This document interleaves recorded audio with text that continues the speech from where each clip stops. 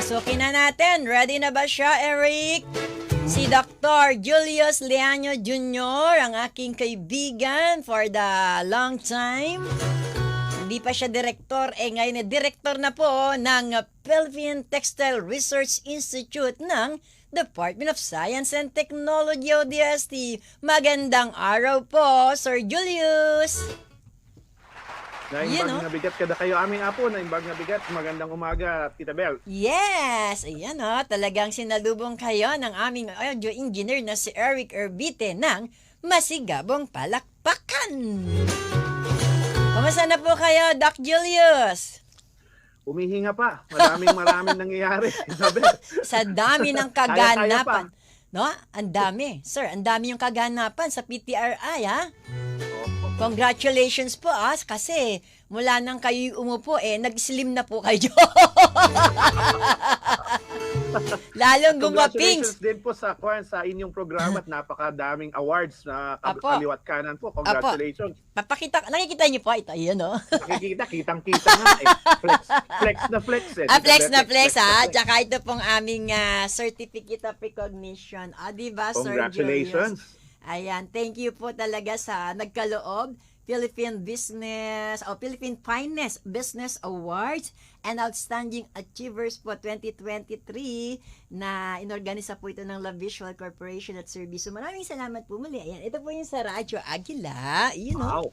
Pinakita muna talaga kay Sir Julius. Ito naman po yung sa inyong abang lingkod. Ayan po. Ayan. Congratulations. Ang aming pong himpilan ay nagawaran bilang Trusted Station of the Year at ang inyong lingkod naman po ay Most Trusted and Reliable Broadcaster of the Year. Diba? All glory and praises unto God po yan, sir. Okay, sir, simulan na natin. Dahil alam kong napakarami sandamakmak ang inyong aktibidad, mga kaganapan. Sige po, sir, unahin na natin ang inyong gustong unahin. Go, go, go. Naku, napakarami po sa September 21. Ito po yung ating highlight for ito sa buwan po na ito. Sapagkat ang buwan po ng Setyembre ay patong-patong yung ating ginugunita, sine-celebrate. Una po dito ay ang Philippine Bamboo Month. Yes. Ang Setyembre po, September rin po ay ang Philippine Creative Industries Month na nung nakarang taon lang ito naging batas at sine-celebrate natin ang unang taon ng Philippine Creative Industry Month. At tugma-tugma po dito sa September 21 ay ilulunsad na po natin finally ang Bamboo Textiles PH. Ang tawag po ng launch na yon, Tita Bel, ay Kawayarn. Kawayarn! Para medyo makarelate naman yung ating mga mas nakakababatang mga miyembro ng ating lipunan. So Kawayarn, this is a launch of the Bamboo Textiles PH program. And ito po, we wanted to show the diversity of the bamboo materials that could be used for textiles and other textile applications. So ito po ay sa September 21 sa Manila Hotel.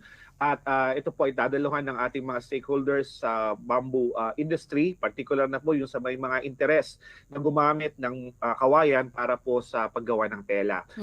Nais rin po namin ipaalam na ang bamboo po, ang kawayan, yung ating pong dinevelop na tinatawag na rin bamboo textile fiber, ay kasama na rin po doon sa revised implementing rules and regulation ng ating Republic Act 9242. Ito po yung if you're very well aware of this, Tita Bel, ito po yung batas na nagmamandato na gumamit ng ating mga lingkod bayan ng mga tela para sa kanilang uniforme. At dati po, abaka, saging at pinya lang yun, seda at cotton. Ngayon kasama na rin po ang bamboo. So it's also one of the highlights of the celebration this month. And aside from that, also itong September, kahapon lang ginanap yung unang part ng ating textile bootcamp. So nabanggit ko na rin yata po ito sa ating mga nakaraang mga programa. Nagkaroon po ng pagkakataon ng PTRI na mai-demonstrate paano nagkakaroon ng ugnayan ang science, technology, design, kultura, and arts. And we came up with this program called Stitch Off, which will culminate in next month doon po sa National Youth Science and Technology Festival. Pero yung first leg po nito, Tita Bel, ay nag-i-invest tayo sa ating mga mag-aaral tungkol doon sa science part. Kasi pag sinabi mong fashion, akala nila design lang ito. Hindi, napakalaki rin po ng ganap ng siyensya at teknolohiya dito po sa part na to. And just yesterday, ginanap po natin yung ating Module 1, yung Textile 101 as part of the Textile Bootcamp na ating pong ginaganap online. So inaanyayahan rin po natin ang ating mga tagapakinig, tagapanood na sumali at may 3 pa pong module na susunod at every Saturday po 'yon. Sana po ay makadalo rin po kayo. Ito po, September pa lang yan, Tita Bel, pagod na ako.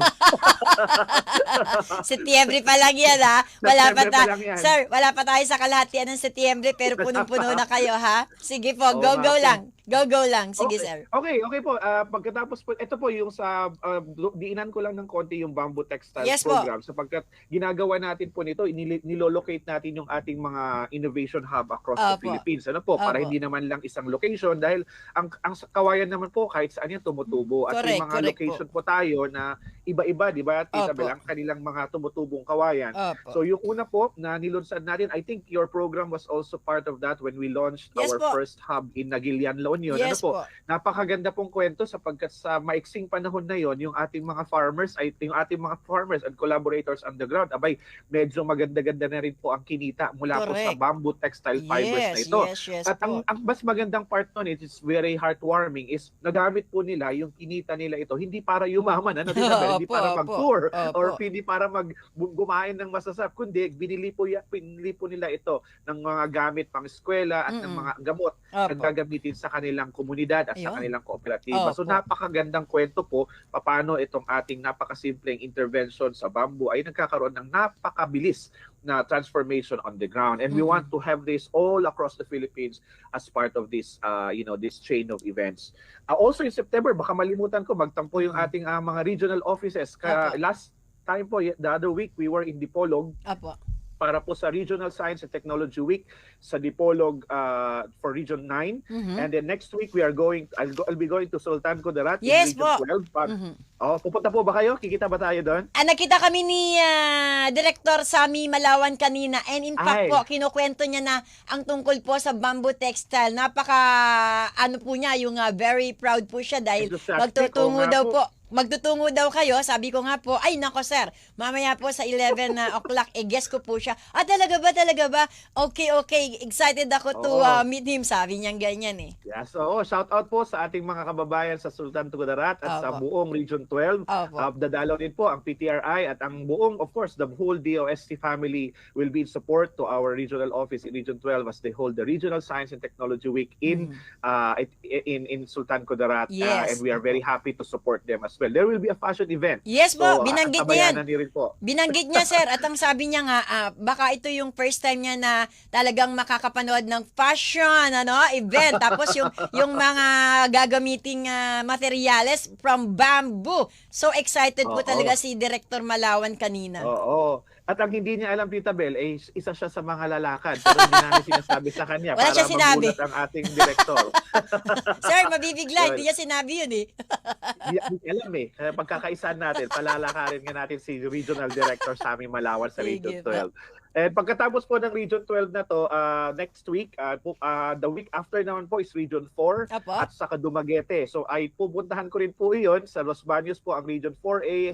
Shout out kay DOST Regional Director Emmy Bagsit. At pupunta rin po kami sa pagdiriwang sa UP Los Baños para po sa Regional Science and Technology ng Region 4A. Nabanggit last week po siya ang guest ko po at kinuwento niya sa dami ng kanilang event at activities po kaugnay nga po ng RSTW.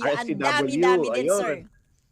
At after the RDM, tatakbo po kami over the weekend sa Dumaguete naman po para po sa pagdiriwang naman ng Region 7 in support as well of the RSCW in Region 7. Shout out din sa DOST Regional Director Jess Zamora. Sir, pupunta po kami dyan. Full support po ang DOST PTRI. Tita Bel, ito, pag napapansin nyo, this is already part of operationalizing yung instruction ni Secretary na one DOST for you. Kaya talaga naman pong agresibo rin ang ating institute para po makipag you get in touch with our regional offices pagdating po sa ating activities. And kung natatapos na ba doon, hindi pa rin naman dahil sa the week after naman po ay ang pagdiriwang naman ng aming one of our strongest regional ally, ang Cordillera Administrative Region under DOST RD Nancy Bantog. Pag nabigat ka na kayo amin po, Ditakar, and we will be going there as well, particularly di Abra. Doon po sa Abra kami pupunta for the RSCW. Ako ako po ay magbabaylan dahil plinano na po ng ang opisina dahil sa pagbalik ko daw po ay dadaan po ako sa Region 3 naman. Dahil sa Region 3 po, RSTW hahabol towards the end of September, early October. So, kaya ano po ba yan? Kay Director JC Sikat po ba yan? Sikat, opo, Region 3, opo, ang aking katukayo, RDJC, pupunta rin po kami sa inyong pagdiriwang sa Region 3. Opo. So, that's technically September pa lang kita. And we are just getting to October. Dahil ang October naman po ay ang National Indigenous Peoples Month. Shout out din sa ating kaibigan, kapatid, now the chairperson of the National Commission on Indigenous People, Commissioner Jen Sibuglas. Commissioner, Chairman, congratulations po sa inyong appointment. Kami po ay nakikisa sa inyo sa buwan ng Oktubre sa pagdiriwang ng Indigenous Peoples Month. Sikapin nating ma-interview yan, sir. Sikapin nating ma-interview din po. Opo. Sasabihan ko po, at isa ay napaka-passionate din pagdating sa karapatan ng ating mga indigenous communities. So, October po yon, we will start it off with the Regional Science and Technology Week again. Tuloy-tuloy po kasi yan hanggang Nobyembre. Pero ang highlight po ng October natin ay ang Handloom Weaving Conference. This is the second Handloom Weaving Conference which will be held on the second week of October.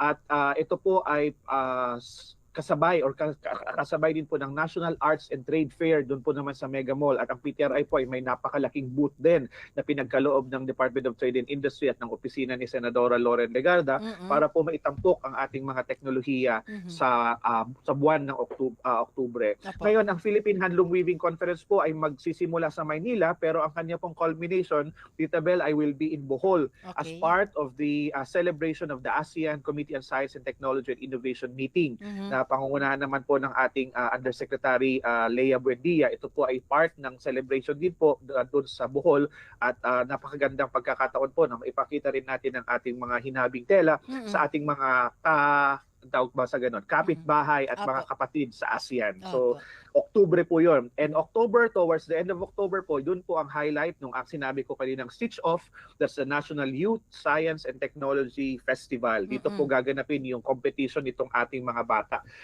Yesterday, close namin, Tita Bel, yung entry, nung Stitch Off. Halos 100, 103, I think, entries were already sent to PTRI across the entire Philippines na sumali dito sa patimpalak na ito. And we will be selecting 12. This will be composed of judges from industry, from academe, and from the stakeholders para po ma-select yung top 12 groups across all of these entries among our students na pumunta sa Maynila. At dito po, parang project runway ba? Dito nila gagawin yung mga damit gamit ang ating local fabrics and development. At ito po ay i-judge in the end of October at part din po ng fashion event during the National Youth Science and Technology Festival. So, napakaganda. Full pack pa rin po ang ating Oktubre. Kasabay po nito sa October ang mga RSTWs din ng Region 1. Ito pong mga natatandaan ko, Region 1, I think Region 5 will also be in October. So may mga 3-4 na rehiyon din po na magse-celebrate ng RSTW in the month of October. And then papunta tayo sa Nobyembre. Parang pagod na ako, Tita Bel. Nobyembre, punta tayo na. Pwede ka uminom ng tubig. Inom ka muna ng tubig. Pero napakaganda. I mean, the support po sa ating mga teknolohiya ay hindi lang po ito support to science and technology. This is really support po doon sa ating mga kababayan na ang kanilang mga kabuhayan ay nakatuon at nakabase po sa paghahabi, sa pag-develop ng mga fibers, o di kaya naman ay pag-create ng mga kasuotan. Sapagkat ito po isang buong ecosystem na matagal-tagal rin naman po hindi ito na napagtuunan ng pansin. And because of all of this consciousness now, napakapalad po natin, especially also with our partnership with your station, na nagkakaroon tayo ng plataforma na ipaabot po itong mga kaganapang ito. At masaya naman po ang mga nakukuha nating feedback sa ating mga stakeholders on the ground. So, saan ba tayo natapos? October tayo natapos, Tita Bel. O, ikaw muna, baka meron ka. Sorry, I understand po, ito pong tungkol sa bamboo, di po ba, is in partnership or funded project po ito ng ating pong PICOARD, ang Philippine Council for Agriculture. Di po ba? Tama po ba? Apo. Aquatic Ito po and Natural Resources and Development, o PICOARD nga po. In partnership or funded project. Tama po? Funded project. Tama po. Ang buong bamboo program po ng Philippine Textile Research Institute ay very generously and very enthusiastically supported po ng PICARD. PICARD po ay ang DOST Council na nandun po sa Los Baños, Laguna, Yes po. na pinangungunahan po ng ating napaka-able na Yes. director, Executive Director Ray Reynaldo Ebora. Sir, Ebora, opo. kausap ko siya kagabi Opo. because of so many budget-related concerns. But they have been very passionate and supportive about this. Yes Tita po. Bel, nasa Bamboo 9 na kami. Pag sinabi mong Bamboo 9 sa PTRI, that's the 9th project on bamboo in Wow. the span of 3 years. So, Opo. napakalaki po ang tutiwala at suporta na binibigay sa amin. That's why pinagbubuti rin po natin ang program na ito na pinupondohan ng Philippine Council for Agriculture, Forestry and Aquatic Resources, RND. Shout out po na nanonood sa atin ang ating PCARD na sina Carl, si Vincent at si Gian po na kausap at kachat ko po kahapon at sinasabi nga po nila na kayo daw po ang magkukwento tungkol sa naturang funded project po tungkol sa bamboo po. Yan. Opo, nasa PICARD po kasi yung tinatawag nilang ISP on bamboo at Yes. napakaganda po ng programa Yes kasi hindi po. lang nakatuon yun sa pag-develop sa atin on the farm, yung pagtatanim, kasi pag sinabi Opo. mo agriculture or forestry parang nagtatanim, hindi po. Hindi po. Tinitingnan po nila yung entire value chain, Correct. doon po sa mga value transformation or material transformation of bamboo. Hindi lang po tela, kasama rin po Opo. yung sa furniture and other applications. Pero for the fabrics po, napakabata po kasi ito ng program na to. 2021 lang po kami nagsimula, pero Opo. napakalaki po at napakaganda ng turnaround ng ating pong mga programa na ginawa sa pamamagitan po ng suporta ng ating PICARD. Ayan. And shout out din sa ating forestry group division sa PICARD kasi nandun po nakalodge ang bamboo Mhm. kay Dr. Nympha Torreta at ang mga iba pa pong mga tagapagtaguyod ng fiber R&D sa PICARD. Kasama na rin po yung Crops Research Division nila. So maraming salamat po sa Galing, suporta ninyo sa ating mga programa. Opo, ayan, di ba? Nakahinga ka ba, sir? Nakahinga ka? Kaya konti. O sige, sir. Opo, tungkol pa rin po dyan sa bamboo, sir, yung mga binanggit mo po, meron pa po ba kaming aabangan ng ating mga viewers, listeners po ng Kapitbahay, sir? Ay, opo, dito po sa bamboo po na ito, part pa rin po ito ng ating continuous effort para po sana dumami ng dumami. So doon po sa mapa, makikita niyo po magkakaroon din tayo ng isa sa Maramag Bukidnon. Pag pinalad po tayo sa budget cycle na ito, baka magkaroon po tayo ng isa pa sa Northern Mindanao. So shout out po kay Congressman Joman Alba, sir. Baka naman po kaya nating malagyan ng isa pang bamboo hub sa Northern Bukidnon, Northern Bukidnon in Mindanao. And then another one po hopefully will be in Panay, and another one will be in the Eastern Visayas in partnership with the Eastern Visayas State University. So medyo dumadami po dahil tumataas po yung interest ng mga kababayan at mga stakeholders natin pagdating po sa bamboo in particular and the other textile fibers in general. Ayan, alam niyo po ba, nanonood sa atin ng associate producer ng programang Pinoy Scientist. Dito rin po yan sa Radyo Agila, si Dexter Mahilum. Thank you for watching, Dexter, and belated happy birthday sa iyo. Naku, si Lucy Batoto Garcia, ganda ng topic, morning po. Felix Lotibio, good morning po. At syempre si Nora Atigay Galvez, thank you so much. Ati Nora Gay Galvez, good morning. Nora Ramos, Dante Magpantay, good morning. And of course, Noymel Lakap, thank you so much po for watching. Salamat din sa mga radio listeners. Si Tita Esperanza Tan, sa text naman po. Ayan, Tita Esperanza Tan, mga radio listener, mga senior citizen na aming masusugid na taga-subaybay. Tita Esperanza Tan, Nanay Zenny Miranda, hello, hello. Nanay Consolacion de Guzman and Nanay Nita, Tatay Ricky Lario. Maraming salamat po. Sige, sir, in the interest of time, yung mga babanggitin mo pa, banggitin mo na po lahat, sir. Opo, kasalukuyan po kaming we are in the process now of finalizing our budget for 2024 at Wow. gusto ko lang pong ipaalam sa inyo na warm din naman po ng reception and suporta ng ating mga mambabatas tungkol po sa proposed budget Ayun. for particularly for Philippine Textile Research Institute at ng DOST. At pero napakarami rin pong inisyatiba mula sa ating ng ating kongreso at nais po rin namin tugunan ang mga ito. At part po ng mga efforts na ito ay nakapaloob doon sa ating pong bagong programa. Tabel, kasi we consolidated all our efforts in the region under a banner program which was also considered for 2024. It's called the Frontier program. Frontier is we are fostering the revitalization of nascent or yung mga bagong textile innovation ecosystems in the region. So yung mga hubs, mga capacity building, mga training, mga technology transfer activities, hindi na po ito masyadong centralized lang sa ating NCR, kundi pumupunta po tayo sa bawat rehiyon. At target po ng PTRI, Tita Bel, na lahat ng probinsya by 2025 ay meron po tayong engagement. Kahit anong level, basta dapat napuntahan natin lahat ng probinsya sa buong Pilipinas. So it's a very tall order, imposed tall order for the Institute, but I think our very young and vibrant men and women now of the Institute are also up for the game. At kasama rin po sila pala dito sa mga nag-organize itong tatlong halos sunod-sunod na ating mga panayam over the weekend. Yes po. Nagtatabaho din ang ating mga kasama. Ako lang po yung nakikita nyo sa harap ng camera. Napapanood ko kayo, sir. Ano po? Na ang dami ko napanood sa inyo, sir, kaliwat kanan na guesting. No po, pero ang nasa likod po nito ay ang ating mga masisipag at mga magigiting na mga kasamahan din po sa ating institute, at sila po ang nag-organize itong mga pagkakataon nito na makausap natin ng sa mas malawakang plataforma ang ating mga stakeholders. So, abangan nyo lang din po, this is just for this year, at napakarami rin pong mga bagong inisyatiba na nakatuon din po. Pag napunta tayo sa detalye, Tita Bel, mas lalo pa pong mga interesting ang mga programang ito. Pero siguro i-highlight na lang muna natin for the meantime yung Bamboo Textiles PH, which will be launching this month, and as part of our string of celebrations that will culminate by the end of November. Ang pinakadulo po na highlight actually ng DOST will be the National Science and Technology Week celebration.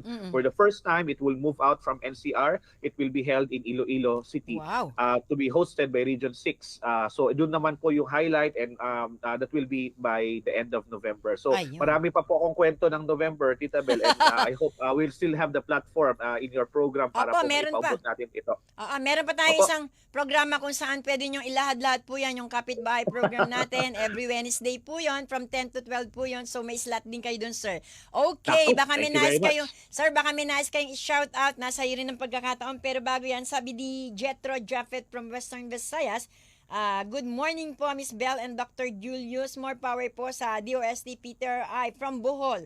Jetro Jaffet, the President of Section YouTube ng Net25. Thank you so much. And si Felix Lotivio. Hi po, Doc Julius. Ganon din.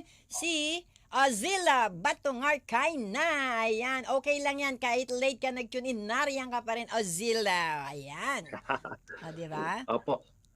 Kayo naman, sir. Shout out before we end. Well, as big shout out lang sa ating unang-una din pala bago makalimutan yung ating pong Bamboo team, kasi sila po ang in charge sa paglulunsad po. So itong t-shirt ko po ito, ang official t-shirt ng ating Bamboo Textiles PH program. Yellow with this, and then itong logo po na ito ng B, ng bamboo na ito is already being sought for protection under the Intellectual Property Office para po magamit natin sa ating mga activities. Ano po? Tama. So kami po gumawa nito, hindi po ito mahal. So, konti lang pong effort yan on the part of our creative team sa Bamboo Textiles. Pero hindi yan, sir, hindi yan mabibili sa saan mang department store? Wala?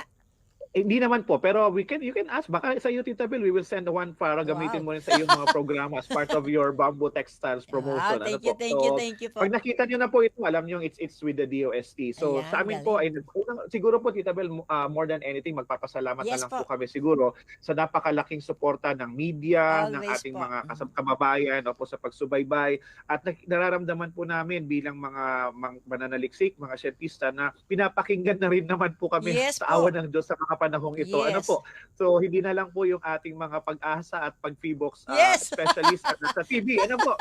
Pati na rin po yung ating mga researchers ay naitatampok na rin. At napakaganda po itong pagkakataon for science and technology and innovation to prosper and to be able to make a difference po sa ating mga lipunan at sa ating kasaysayan. So thank you po on behalf of the Philippine Textile Research Institute and ang ating pong mahal na kalihim, Secretary Renato Solidum, na sumusuporta po ng buong puso at buong husay sa pagtataguyod ng science, technology, and innovation para po sa ating bansa at sa tinatawag nila at sa ating sama-samang pangarap tungo sa isang bagong Pilipinas. So maraming salamat po. Magandang umaga po sa inyong lahat. Our pleasure po. Dr. Julius Liaño Jr., ang Executive Director po ng DOST PTRI. Sir, alam nyo ba, tama yung binanggit nyo, hindi na lang P-Box, hindi na lang pag-asa ang naririnig. Kasi sir, weekly po merong isinasagawang focus group discussion po ang NAS kung saan naman po yung mga researchers, mga balik scientists natin, kasama po. It's a focus group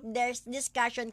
Nakaka-attend po ako niyan weekly, and also meron din pong mga ginagawang mga analysis sa mga agency po ng DOST, attached agency, na pinangungunahan naman po yan ni Ma'am Framelia Biernes. Thank you po, Ma'am Fram. Lagi po nila akong nai-invite. Katuwang po ang University of the Philippines, yung kung saan po, sir, ina-analyze, katulad ng inyong ahensya. Nako, sir, number 1 po yan. Tapos, Picard, mga ganyan po. Madami po, halos lahat po. So, thank you po, DOST, kasi talagang science for the people, one with DOST po talaga, di ba, sir? Yeah, one DOST for you. Also, yan, one DOST for you. Salamat, sir. Okay, sir. Okay. And with that, maraming salamat, sir. Stay safe, stay healthy, God bless, and more power, DOST, PTRI. Good luck po, and congratulations, sir. One DOST, sir, for you.